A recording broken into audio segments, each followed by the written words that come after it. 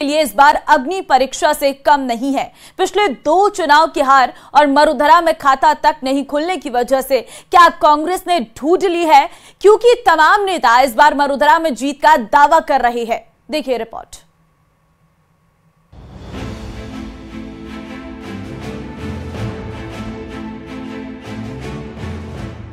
लोकसभा चुनाव की तैयारी कांग्रेस की भी तेज है। कांग्रेस के तमाम दिग्गज चुनावी मैदान में पसीना बहा रहे हैं और जुबान पर जीत का दावा भी है। प्रताप सिंह खाचरियावास से लेकर गोविंद सिंह डोटासरा को उम्मीद है कि इस बार परिणाम अलग होंगे। वहीं कांग्रेस विधायक हाकम अली खान ने इस बार लोकसभा चुनाव में कांग्रेस की जीत का दावा किया है। उन्होंने कहा कि 2 बार बीजेपी ने जनता को बेवकूफ बनाकर ठग लिया, लेकिन इस बार ऐसा नहीं होने वाला।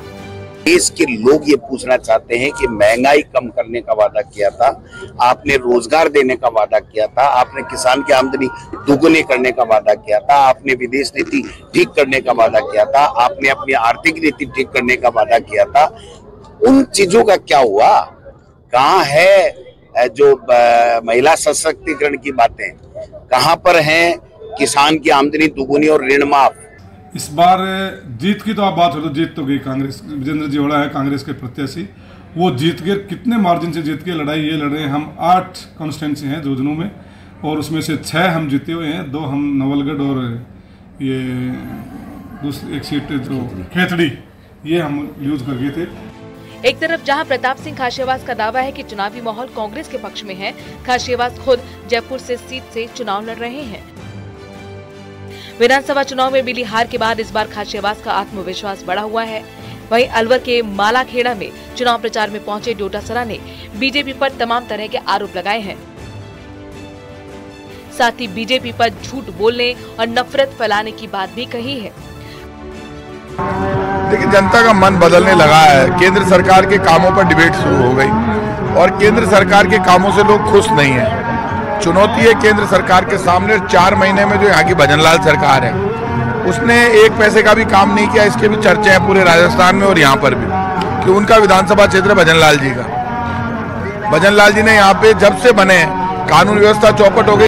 बराबर में तो 12 होती है, लेकिन 13 या 13 से ज्यादा आने की गुंजाइश। बीजेपी का एजेंडा है कि किसी न किसी से भाषण दिलवाओ, बकवास करवाओ, झूठ बुलवाओ और कांग्रेस के खिलाफ बुलवाओ, उनको बीजेपी में शामिल कर लो।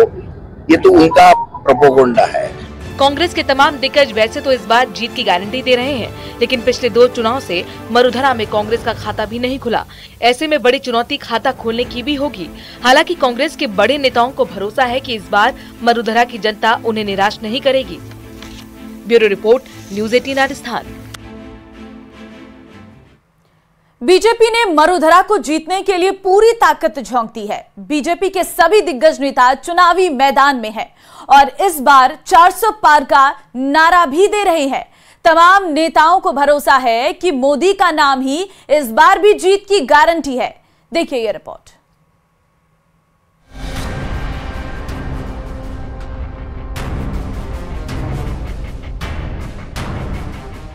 कि जो राम को लाए हैं हम उनको लाएंगे। बीजेपी का चुनावी प्रचार इस समय पूरी रफ्तार के साथ रेगिस्तान में दौड़ रहा। बीजेपी के तमाम दिग्गज मरुधरा में प्रचार कर रहे हैं। बीजेपी का लक्ष्य फिर से मरुधरा में स्वीप करना और इस बार पीएम मोदी का नारा 400 पार को साकार करना भी है। इसी को देखते हुए सभी जाति और वर्गों को भी साधा जा रहा। चूरू में डिप्टी सीएम प्रेमचंद बैरवा ने बीजेपी प्रत्याशी के लिए अनुसूचित जाति सम्मेलन में समर्थन मांगा। साथ ही बैरवा ने कांग्रेस को भी जमकर लपेटा है। साथ ही कांग्रेस पर देश की दुर्दशा करने का आरोप भी लगाया। वहीं कैबिनेट मंत्री अविनाश गहलोत ने भी कांग्रेस पर कई गंभीर आरोप लगाते हुए बीजेपी की बड़ी जीत होने का दावा किया। कांग्रेस के पास इस राजस्थान में चुनाव लड़ने के लिए कैंडिडेट नहीं है। जिस भी कैंडिडेट को चुनाव के लिए कह रहे हैं वो अपने हाथ पीछे खींच रहा। आपने देखा वो स्थिति कांग्रेस की क्या है। अगर उसने 70 साल में इतनी इसे राजस्थान की और हिंदुस्तान की दुर्दशा नहीं की होती तो राजस्थान आज भी शक्ति। कांग्रेस ने हमेशा बहुसंख्यक हिंदू समाज को जातियों में विभाजित किया है।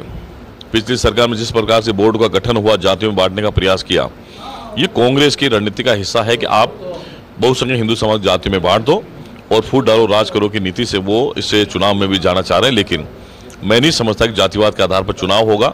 शुद्ध रूप से नरेंद्र मोदी जी के आने वाले 5 साल के कार्यकाल को देखकर राष्ट्र की अस्मिता को लेकर लोग चुनाव लड़ रहे हैं और इसमें जातिवाद का नहीं होगा। सब लोग राष्ट्रवाद के नाम पर और भारत के स्वाभिमान के लिए चुनाव में जा रहे हैं। वहीं कोटा में मदन दिलावर भी प्रचार में जुटे हैं। मदन दिलावर ने भगवान राम का नाम लेते हुए कांग्रेस पर तीखा हमला बोला। मदन दिलावर ने कहा है कि जो राम को लाए हैं हम उनको लाएंगे और इसी आधार पर देश में 400 पार की उम्मीद भी बीजेपी लगाए हुए है। जनता कभी भी सनातन विरोधियों को वोट नहीं करती। शिक्षा मंत्री मदन दिलावर का कांग्रेस पर ये सबसे तीखा वार था।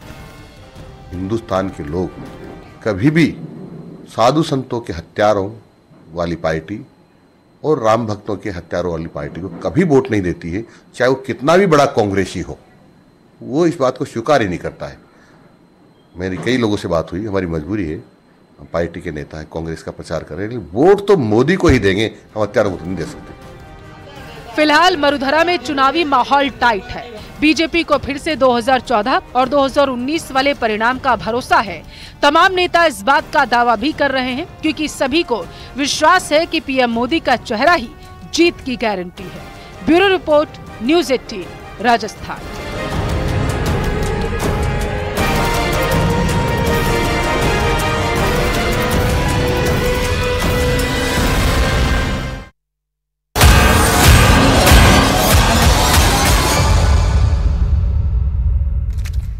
खाड़ी में परमाणु युद्ध का सायरन बज रहा है तो भारत में भी परमाणु बम का शोर चुनावी रैलियों में खूब गूंज रहा है।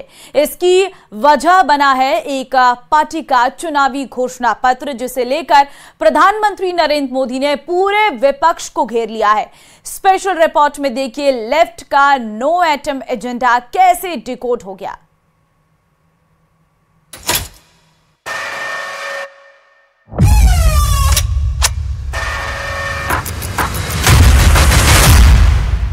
भारत माता की।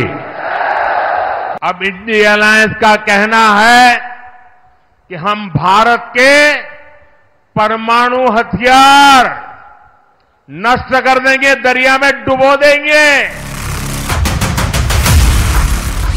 24 के रण में परमाणु बम आया। देश की एटम शक्ति को कौन दरिया में डुबो देगा? परमाणु बम के खात्मे पर चुनावी घमासान। 24 के चुनाव में क्या कुछ नहीं देखने को मिल रहा है? ये कैसा गठबंधन है जो भारत को शक्तिहीन करना चाहता है? ये क्रिमिनल एक्शन है कांग्रेस पार्टी के खिलाफ और हिंदुस्तान के लोकतंत्र के खिलाफ। तो दूसरी तरफ गंभीर मुद्दों की बौछार हो रही है। नरेंद्र मोदी ने ऐसे ही एक सीरियस मुद्दे को उठाया है।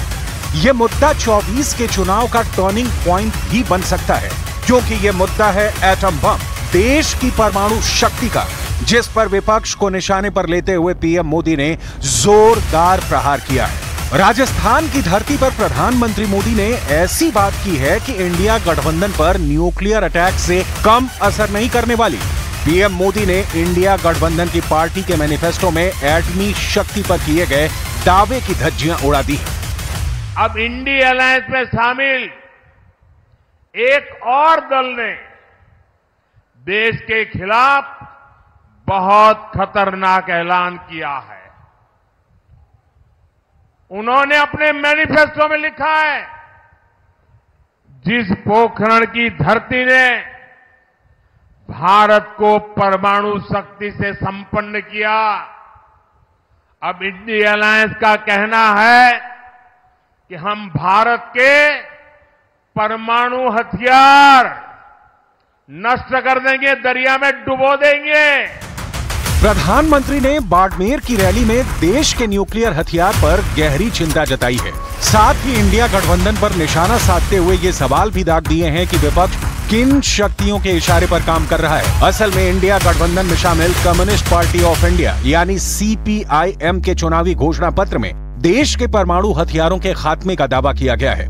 ये वही घोषणा पत्र है जिसके दम पर सीपीएम 24 का चुनावी घमासान फतह करने का दम भर रही है। पीएम मोदी ने सीपीएम के घोषणा पत्र में किए गए एटमी शिगुफे को उजागर किया है। हालांकि सीपीएम के घोषणा पत्र में और कई चौंकाने वाले दावे किए गए हैं, इन्हें भी देखिए। 24 का दंगल जीतने के लिए सीपीएम ने घोषणा पत्र में दावा किया है कि वो सत्ता में आए तो भारतीय उपमहाद्वीप से सभी सैन्य स्टेशनों को हटाएंगे, खासकर हिंद महासागर के डियागो गार्सिया से अमेरिका के सैन्य बेस को हटा देंगे और हिंद महासागर से सभी न्यूक्लियर हथियारों को हटाया जाएगा। यही नहीं, भारत से हर तरह के परमाणु हथियारों को पूर्ण रूप से हटाया जाएगा। इसके अलावा सभी तरह के विध्वंसक हथियारों, केमिकल हथियारों और बायोलॉजिकल हथियारों को पूरी तरह से भारत से हटाया जाएगा। कम्युनिस्ट सत्ता में आए तो दुनिया के जो भी देश किसी भी हिस्से में लड़ाई में शामिल हैं, उन्हें भारत के किसी भी सैन्य बेस से किसी भी तरह की सुविधा नहीं दी जाएगी। स्पेस स्टेशन और ध्रुवीय क्षेत्रों में सैन्यीकरण का भारत विरोध करेगा।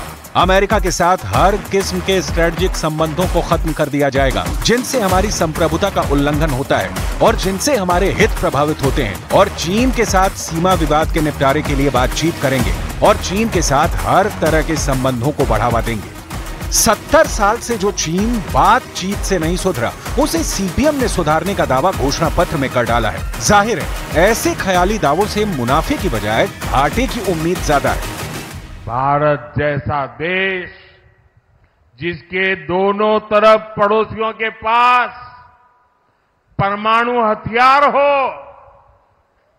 क्या उस देश में परमाणु हथियार समाप्त करना, इसकी सोच ये समाप्त करना चाहता है इंडिया अलायंस। ये कैसा गठबंधन है जो भारत को शक्तिहीन करना चाहता है?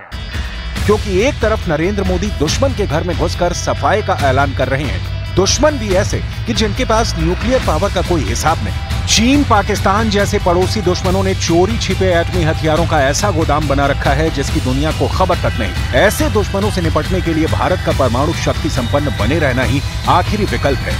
वैसे भी भारत की परमाणु शक्ति शांति का विकल्प है, ना कि संहार का। दुनिया जानती है कि भारत परमाणु हथियारों के पहले इस्तेमाल ना करने की नीति पर कायम है। एटमी हथियारों के खात्मे की सख्त जरूरत उन मुल्कों में है जहां लोकशाही तानाशाहों के आगे दम तोड़ चुकी है। और चलिए, वक्त एक छोटे से ब्रेक का है, फौरन हाजिर होते हैं।